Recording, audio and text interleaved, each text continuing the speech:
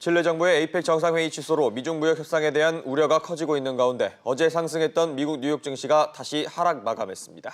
자동차 업계에는 합병을 통해서 세계 4위 글로벌 자동차 업체가 탄생하게 됐습니다. 밤사이 국제 소식 취재 기자와 함께 알아보겠습니다. 장가희 기자 나와 있습니다. 장 기자, 먼저 뉴욕 증시부터 볼까요? 네, 어제 미 연준이 기준금리를 인하하면서 모두 상승 마감했던 뉴욕 증시 오늘은 하락 마감했습니다.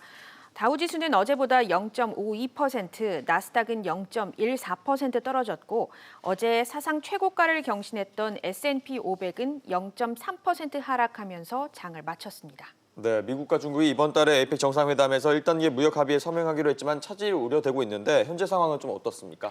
네, 중국이 회의적인 반응을 보였다는 이런 보도가 나오면서 투자 심리에 영향을 끼쳤습니다.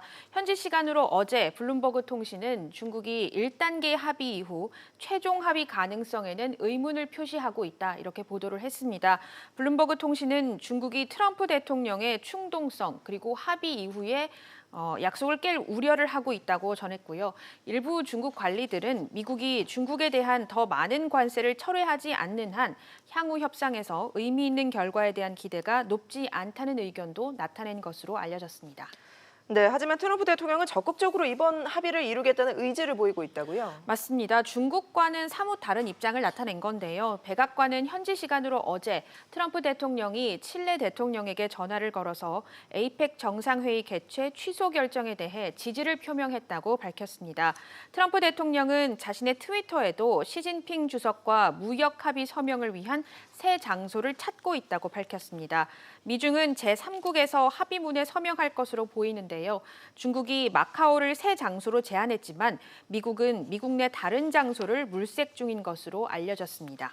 네, 이런 가운데 트럼프 대통령은 자국 내에서 입지가 좀 좁아지고 있는 가운데 탄핵 위기에 처해졌다면서요? 맞습니다. 현지 시간으로 어제 미 하원이 트럼프 대통령에 대한 탄핵 조사를 공식화하는 결의안을 통과시켰습니다. 이번 표결은 트럼프 대통령에 대한 탄핵 국면에서 의회가 실시한 첫 표결인데요. 탄핵 여부를 결정짓는 투표가 아니라 탄핵 절차를 공식화하는 투표입니다. 이에 따라 앞으로 하원은 증인을 불러서 공개 청문회를 할 예정입니다.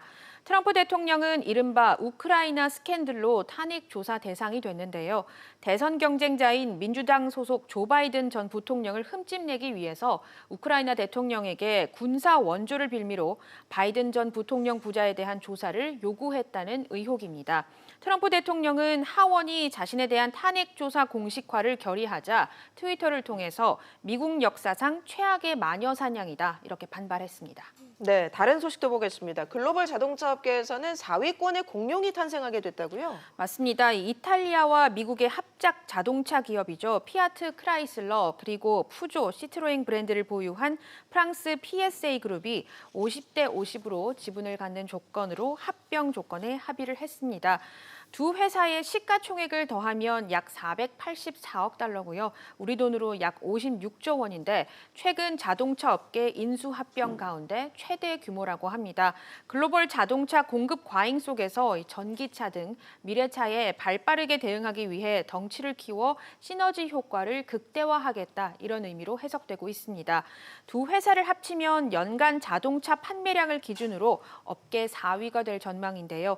피아트 크라이슬러와 푸조의 지난해 자동차 판매량은 870만 대입니다.